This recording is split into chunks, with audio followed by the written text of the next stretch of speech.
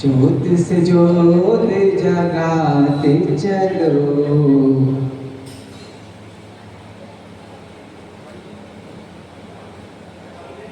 ज्योत से ज्योत जगाते चलो, अध्यात्म की लो जलाते चलो।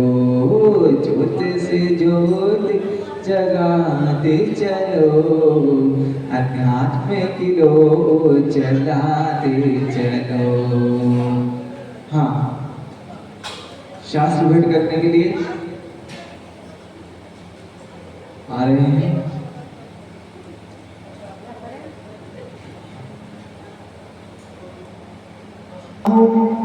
हे द्वाद साधवानी चरणों में आ पड़ा हूँ। हे तन को बानी मुनिवर रत्न त्रय आराधक हो। साम्य मूर्ति हो हे स्वामी तुम निश्चय सुख के साधक हो। अष्टद्रव्य का धार सजा तुम समीप में आया हूँ। परमात्म पद पाने स्वामी तुम चरणों में आया हूँ। ओम नमः सिद्धेभ्य। ओम नमः सिद्धेभ्य। ओम नमः सिद्धेभ्य। ओम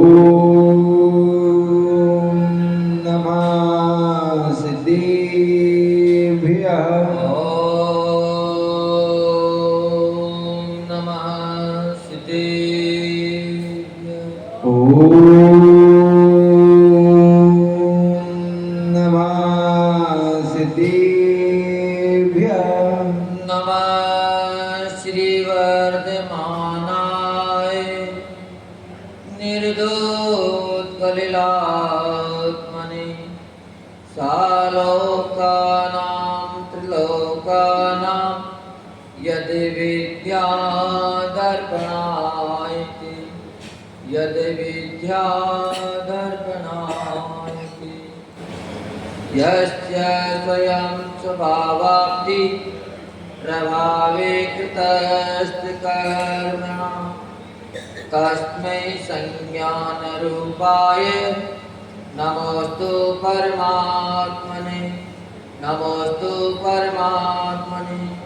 गुरुवाकान्तनो नित्यं ज्ञानदर्शननायिका चारित्राणो गंभीरा मोक्षमार्गोपदेशिका। जो देवादेव विष्णुवंदने श्री अजितनाथ भगवान की जय हो। देवादेव एक जराटे शांतिनाथ भगवान की जय हो। मौलाना श्री शांतिनाथ भगवान की जय हो। वर्तमान शासन नायक श्री महावीर भगवान की जय हो। आचार्य भगवान श्री पूज्यपाद स्वामी की जय हो। गुरु नाम गुरु सूर्य दीक्षाचार्य श्री विराट सागर जी महामुनिराज की जय हो। हम आराध्य गुरुदेव जिनागम पंथ प्रवर्तक बावलिंगी संत राष्ट्रों की समाचार्य गुरुदेव विमल सागर जी महामुनिराज की जय हो। जिनागम पंथ जयवंत हो। श्रमण श्री विषम सागर जी मुनिराज की, श्रमण श्री सुख सागर जी मुनिराज की, समस्त मुनि संघ की, अहिंसामय विश्व धर्म की जय हो। मोहे प्राणे कर्मवश मोहे प्राणे कर्मों केवल राग देश बढ़ाता। निर्मोहे प्राणी राग देश नसाता है। अगर मुक्ति को पाना है तो निर्मक्त भाव जगाए रे। जीवन है पाने की बूंद कब मिट जाए रे। होनी अनहोनी हो होनी अनहोनी कब क्या घट जाए रे।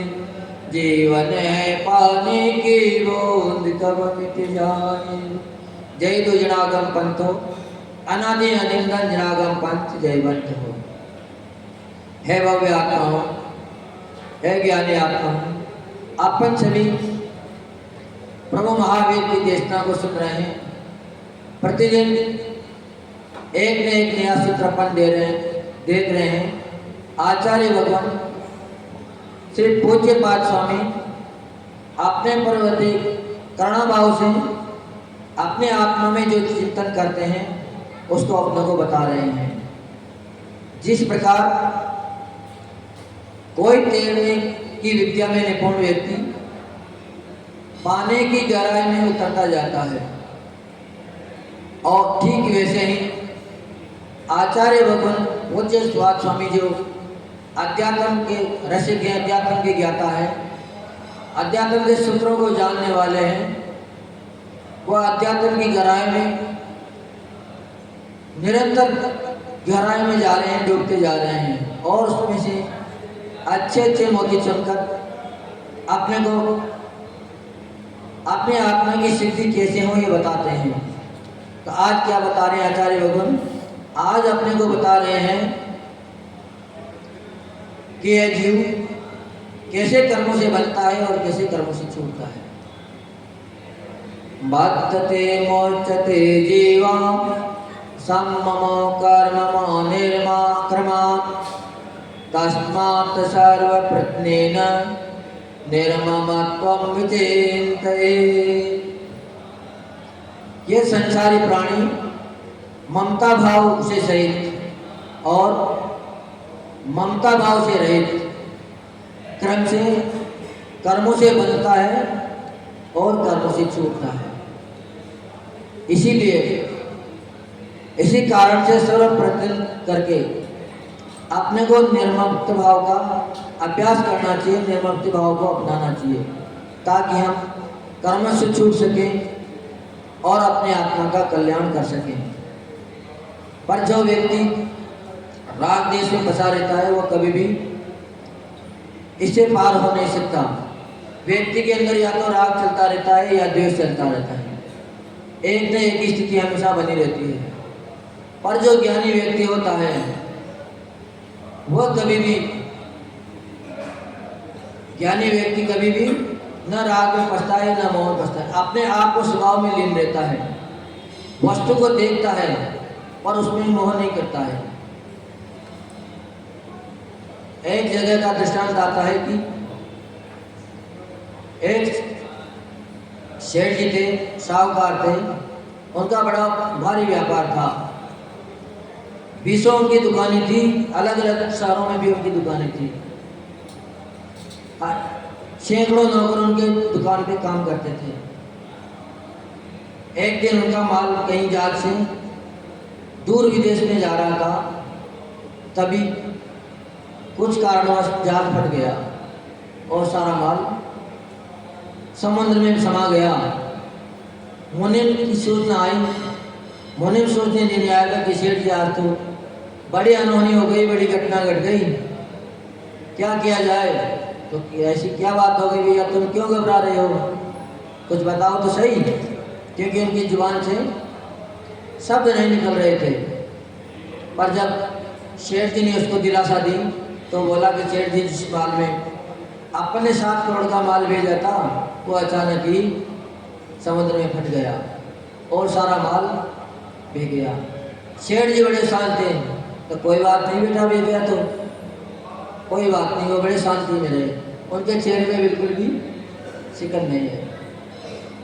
थोड़ी देर बाद आया तो दूसरा मुनीम भी दौड़ता हुआ आया कि सेठ जी बड़ी बात हो गई, अपने जो पास वाला गोदाम था उसमें आग लग गई और सारा माल राख हो गया। सेठ जी के पास कर्म से अशांति के माहौल बनता जा रहा है, अशांति की सूचना आती जा रही है, पर फिर भी सेठ जी बड़े ज्ञानी थे। सेठ जी हमेशा सोचते थे कि न तो हम कुछ साथ लाए हैं न कुछ साथ ले जाएंगे, अपना कुछ था ही नहीं कि जो अपना चला गया, अपना तो अपने पास ही है। तो उनकी किसी बात की कोई परेशानी नहीं आई, वो मन ही मन ये बात सोचते थे। फिर तीसरा व्यक्ति आया तो तीसरे व्यक्ति ने भी ऐसे ही नुकसान की बात बताई। एक दिन निकले, 2 दिन निकले, सेठ जी को कोई फर्क नहीं पड़ा। जैसे अपना धर्म ध्यान करते थे वैसे ही अपनी पाठ पूजा में लगे रहे, अपने ध्यान में रहे। मस्त रहे, कोई बात नहीं, जो हो गया सो हो गया। थोड़े दिन बाद एक व्यक्ति और आया। वह मोमिन बोला कि शेठ जी, अपना जो माल जल गया था उसका हमने दावा कर दिया था, माल तो अपना मात्र 4 लाख का ही जला था, पर हमने दावा चौगुना लगा दिया था, हमने दावा कर दिया था इसमें 20 लाख का माल था, पर सरकार ने अपने को 12 लाख का हर्जाना दे दिया। पर जब लाभ की बात सुनी शेठ जी ने, तभी उनके चेहरे पे कतई भी मुस्कान नहीं आई, उनको खुशी नहीं हुई। वो पहले थे वैसे ही, अब भी अपने ध्यान में मस्त है, अपने चिंता में मस्त है।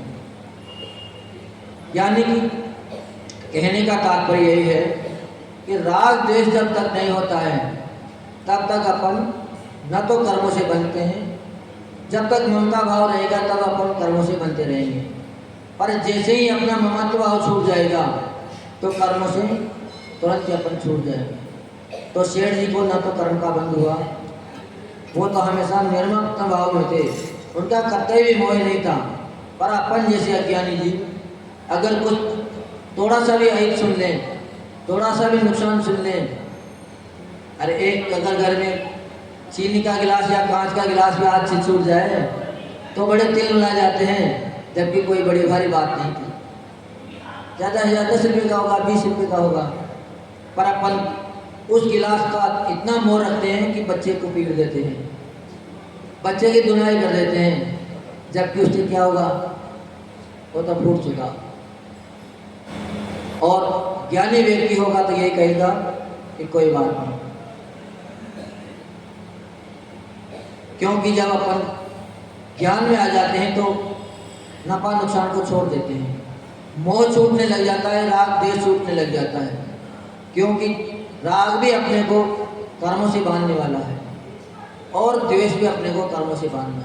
अगर अपन शोक करेंगे, दुख करेंगे तो निश्चित ही कर्मों से बन जाएंगे। और अगर अपन दोनों को ही छोड़ देंगे, कोई वस्तु है वो अपने स्वभाव में है, अपने करने से उसमें कोई चेंजेस नहीं आएगा। जब इतना अगर क्षमता आ जाएगी, इतना अपना ममत्व भाव छूट जाएगा, निर्ममत्व भाव अपने अंदर आ जाएगा, तो निश्चित ही अपन कर्मों से छूट जाएंगे, फिर अपना कर्मों का बंध नहीं होगा। एक शहर था, वहां पर 2 परिवार थे, पास पास ही थे, ज़्यादा दूर नहीं थे, रिश्तेदार थे आपस में। दोनों के यहाँ ही कुछ प्रोग्राम हुआ, शादी का बात चली, दोनों के यहाँ शादी होनी थी। दोनों के घर में बड़ी धूमधाम से शादी हुई। दोनों के यहाँ 9 भैया आ गई, दुल्हन आ गई। एक के यहाँ तो जैसे आए तो 2 दिन बाद ही कलश शुरू हो गई, और एक के यहाँ बड़ी प्रसन्नता का माहौल हो गया, प्रसन्नता का माहौल चल रहा है, खुशी का माहौल चल रहा है। पर तीसरा परिवार था, उसको उससे कोई मतलब नहीं था। चाहे खुशी का माहौल चले, चाहे द्वेष का माहौल चले, चाहे लड़ाई का माहौल रहे, उसे कोई मतलब नहीं। पर इसमें कारण, जिसके यहाँ बुरा माहौल चल रहा था वो रोज प्रतिदिन अपनी बहू की शिकायत उल्लाना किसी न किसी को सुनाते रहते थे। हमारे यहाँ ऐसी आई है, ऐसी आई है, ऐसी, दुनिया भर की बातें चलती रहती थी और उसका कोई समाधान नहीं। दिनों दिन, क्योंकि अगर आपने किसी से सुनाई है तो दीवार के भी कान होते हैं, ऐसे कहते हैं बड़े लोग। अगर छुपके से भी आपने किसी की बात सुना दी तो बात आगे पहुंची जाएगी। कितनी भी अपन सावधान से सुनाए तो वो बात भी धीरे धीरे आगे तक पहुंच जाती है और उनके कानों में पड़ जाती, तो वो और भी ज़्यादा कलह करने के लिए उतारू हो जाती। दोनों ही एक ही घर से आई थी, दोनों अपनी सगी बहनें थी, कोई चेंजेस नहीं था, दोनों का स्वभाव भी एक जैसा था। ऐसा नहीं था कि उसका स्वभाव खराब हो और दूसरे का स्वभाव अच्छा हो। पर उसकी जो सासू माँ थी वो बड़ी चतुर थी। दूसरी की सासू माँ बड़ी चतुर थी। उसे अगर नुकसान भी हो जाता तो कहती थी कि कोई बात नहीं बेटा, अगर तुमसे नुकसान हो गया तो कोई बड़ी बात नहीं, तुम्हें चोट तो नहीं लगी, तुम्हारी ठोकर लग गई किसी गिलास में, वो फूट भी गया तो तुम्हें तो चोट नहीं लगी, गिलास और आ जाएगा। वो उसको प्रोत्साहन करती थी तो वो भी उनकी गुण गाती थी। फिर दोबारा वो बड़े समझ के चलती थी। पर पहले वाली उसको उल्लाना दे देती थी, अच्छा भला बुरा सुना देती थी, कहने मालूम कहाँ से आ गई, अंधी है, देख के भी नहीं चलती है, 2 नहीं 4 आंखें लगी है फिर भी दिखता नहीं है, 10 बात उसको सुना देती थी। तो क्या होता, उनके यहाँ कला का माहौल बन जाता। तो अपना आपको संभालना अपने ऊपर है। अपन कर्मों से बनना चाहते हैं या कर्मों से छूटना चाहते हैं। अपन चाहें तो कर्मों से बन भी सकते हैं और चाहें तो छूट भी सकते हैं।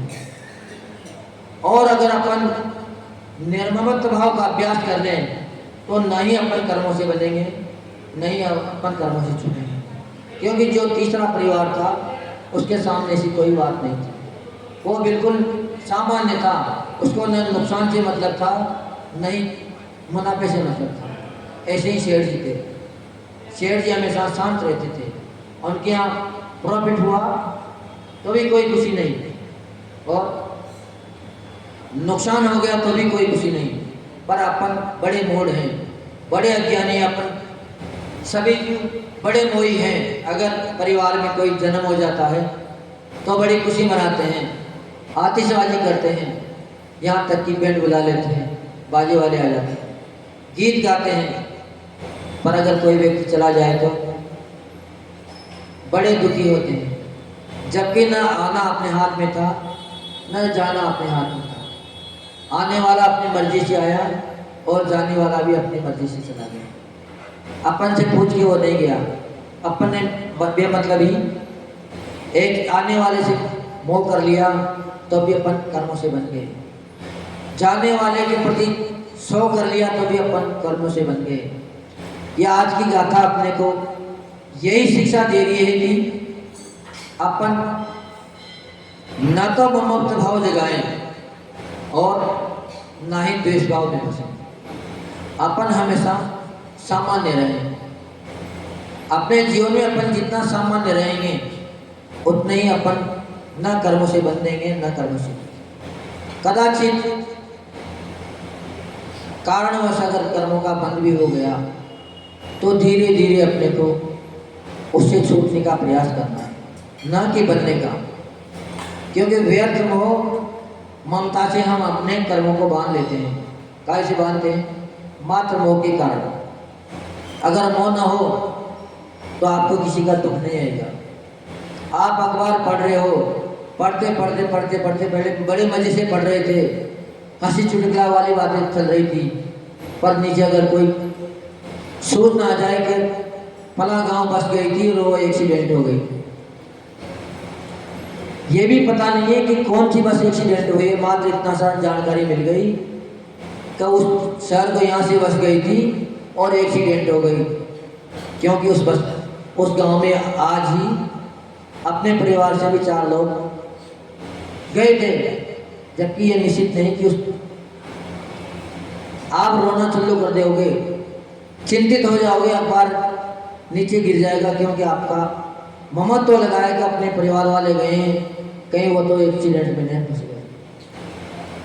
पर जैसे ही अगर तुम्हें सूचना मिल जाए कि वो अपने नहीं थी, वो तो किसी दूसरे शहर से आई थी, वो वहीं जा रही थी, उसका एक्सीडेंट हो गया, तो आपका चेहरा वापस नॉर्मल हो जाएगा, आपको किसी बात का दुख ना होगा।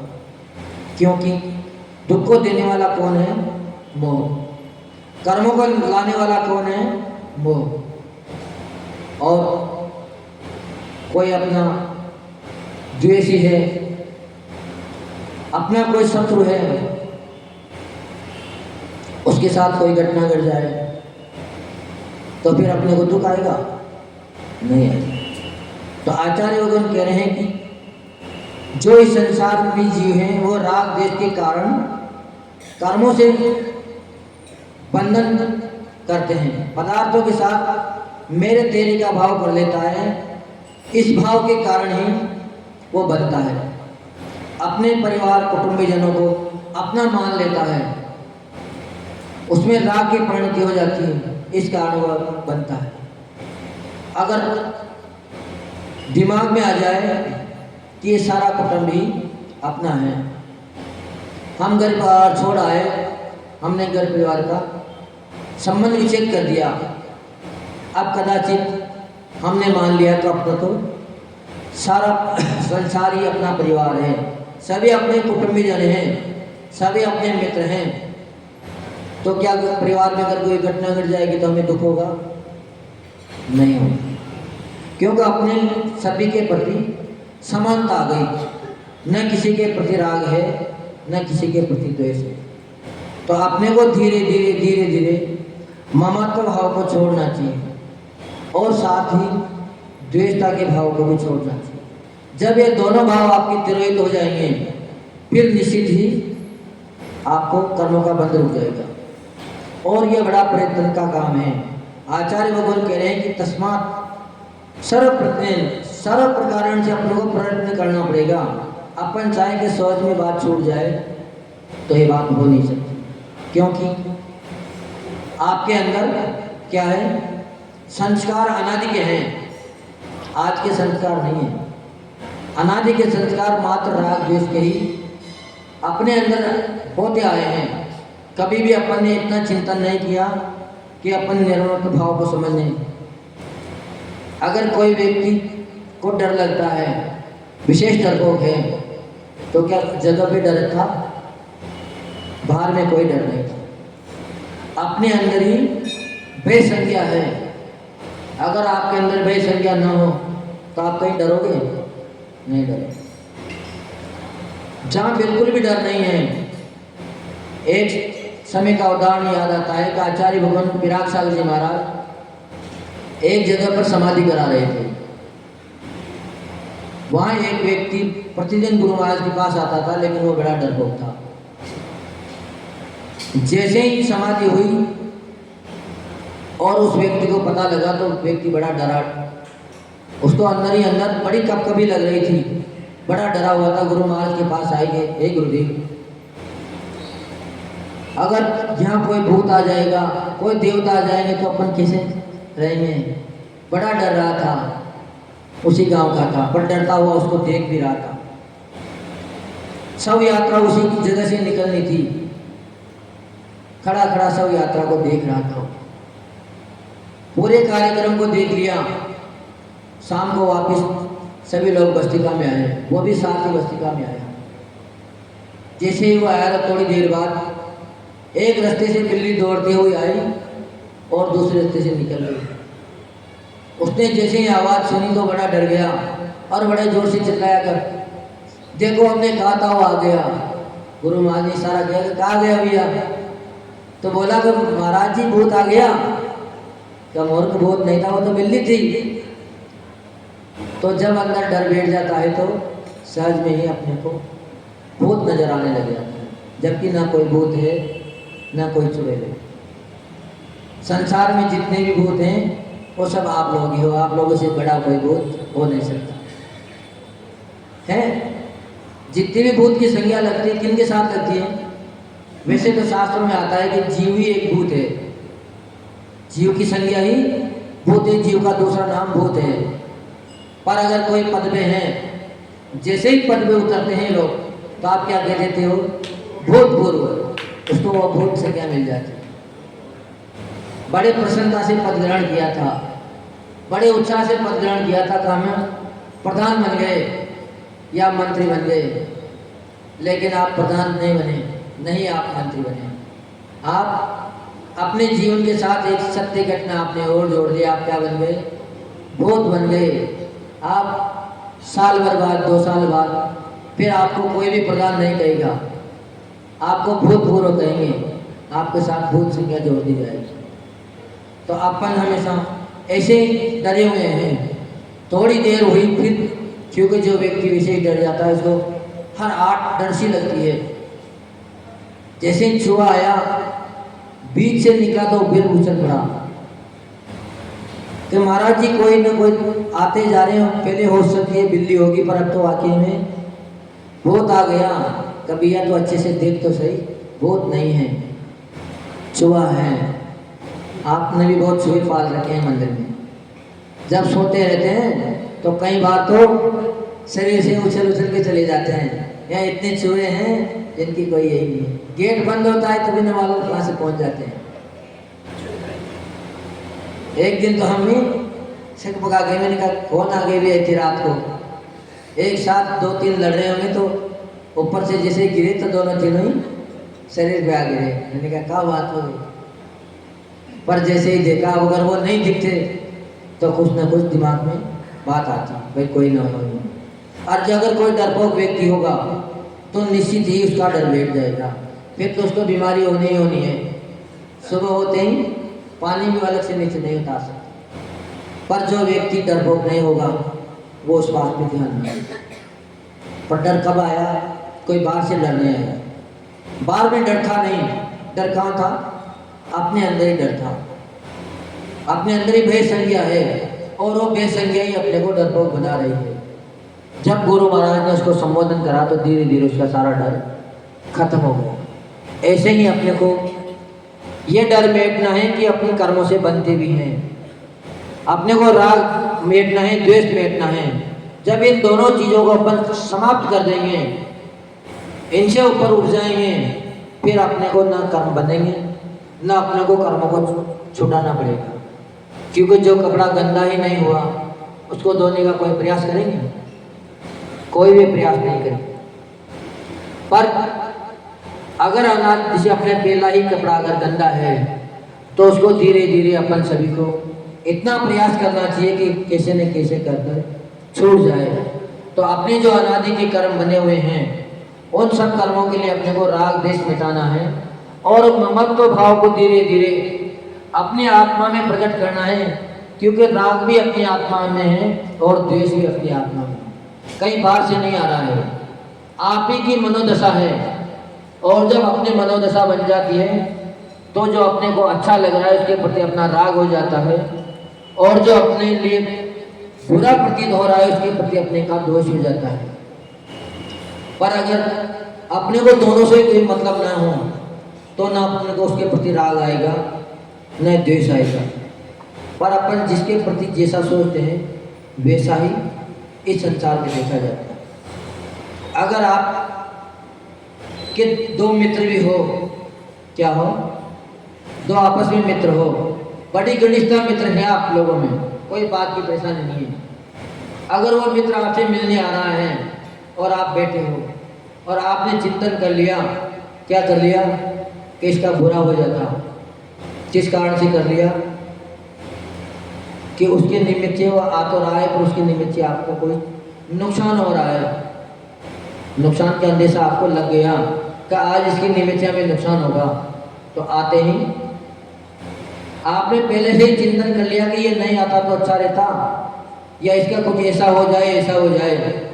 उससे आपने बोला नहीं है, मात्र आप सोच रहे हो मन में, पर उसके दिमाग में भी आपके प्रति स्वतः ही द्वेषता के भाव आने लगे। क्यों? जितना जितना वो पास आता गया, जबकि आपका विश्वास पात्र मित्र था, हमेशा आपकी सहायता करने के लिए तैयार था, तब हुआ क्या? जैसा आपने सोचा वैसे ही भाव उसके बदल गए। जो आपको बतला रहा है कि इसके आने से तुम्हें नुकसान होगा, वही व्यक्ति उसको भी बतला रहा है, क्योंकि आत्मा दोनों के अंदर एक जैसी है। उसके अंदर भी आत्मा है, तुम्हारे अंदर भी आत्मा है, दोनों को शिक्षा देने वाला एक ही है। आपके अंदर जैसे ही उसके प्रति बुरे भाव आए वैसे ही उसी के प्रति अंदर भी बुरे भाव आपके प्रति आने लग जाएंगे। ये अपनी लेस्याओं का प्रभाव है। किसका प्रभाव है? लेस्याओं का प्रभाव। कोई मुनि राज अगर बैठे हैं, 2 व्यक्ति आपस में लड़ भी रहे हैं, और अगर वो उनकी सीमा में चले जाते हैं, उसके ओरा में चले जाते हैं, तो दोनों व्यक्ति शांत हो जाते हैं, उनका राग द्वेष मिट जाता है। तो ऐसे ही अपन अपने आप को संभालें, अपन ना मोही बने, न रागी बने, ना द्वेषी बने, अपन निर्मोही बने, वीतरागी बने। क्योंकि अपन सभी वीतराग प्रभु के आराधक हैं, वीतराग प्रभु के सेवा में आते हैं, पूजन में आते हैं, आराधन में आते हैं और वहाँ आके भी अपन राग द्वेष की बात कर लेते हैं। कभी राग के वश होकर कुछ चीज़ की याचना कर लेते हैं तो किसी द्वेष के वश होकर किसी का बुरा सोच लेते हैं कि भगवान उसका बुरा हो जाए, पर अपने सोचने से ना बुरा होगा ना अच्छा होगा। उनके निमित्त से अपन का ही अहित हो जाएगा, अपना ही बुरा जाएगा, अपन ही स्वयं कर्मों से बंध को प्राप्त हो जाएंगे। इसलिए अपन को इस गाथा से ये सीखना है कि अपन मात्र कैसे भी हो वैसे कर कर निर्मोही बने। जितनी निर्मोही बनते जाएंगे उतने ही अपने राग द्वेष की प्रांति छूटती जाएगी।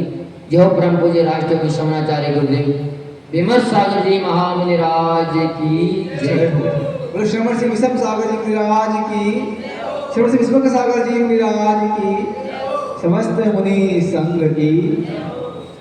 नारा की बनूंगा ना मैं